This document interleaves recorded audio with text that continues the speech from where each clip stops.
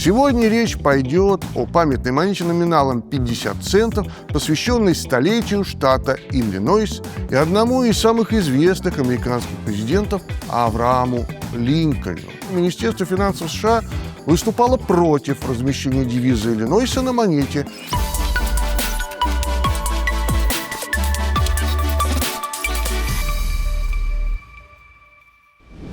Здравствуйте, уважаемые зрители, я Дмитрий Савин. Вновь приветствую вас на канале «Заметки нумизмата». И мы продолжаем рассказ о ранних юбилейных эльфах США. Сегодня речь пойдет о памятной монете номиналом 50 центов, посвященной столетию штата Иллинойс и одному из самых известных американских президентов Аврааму Линкольну.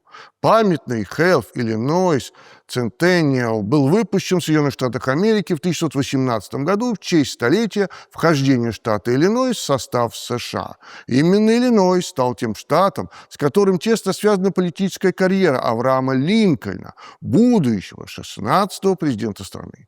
Здесь он жил, работал адвокатом, начинал политическую деятельность и получил прозвище «Честный Эйб», ставшее частью американской истории. Юбилей штата отмечался в непростое для страны время. Шел завершающий этап Первой мировой войны. Несмотря на это, власти штата стремились подчеркнуть значение исторического наследия штата и его вклад в развитие государства. Центральной фигурой празднования закономерно стал именно Линкольн, символ национального единства, сохранения союза и борьбы за отмену рабства.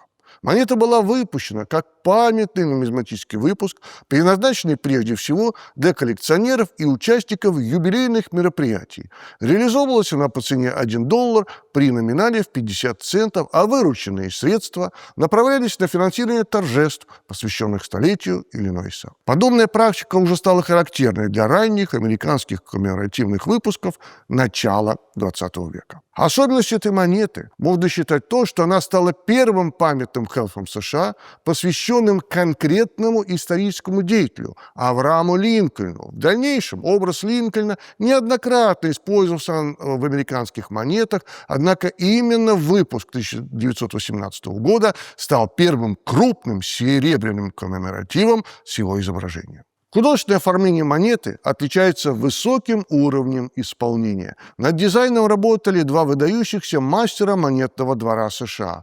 Главный гравер Джордж Морган и его помощник Джон Синнок. Для нумизматов имя Моргана особенно известно благодаря знаменитому серебряному доллару Морган-доллар, одной из самых популярных американских монет. На аверсе размещен портрет молодого Авраама Линкольна без бороды. Именно таким он выглядел в период своей жизни в Иллинойсе до избрания президентом. Основой для изображения послужила скульптура американского художника Эндрю О'Коннора. Портрет получился необычно живым и выразительным. Линкольн изображен задумчивым и сосредоточенным, что придает монете особую эмоциональную глубину. Многие исследователи считают эту работу одной из лучших в карьере Джорджа Моргана. Реверс украшает изображение белоголового орлана, традиционного символа Соединенных Штатов. Орел стоит на скале, а за ним восходит солнце, символизирующее развитие и будущее страны. В клюве птица держит ленту с девизом штата Иллинойс.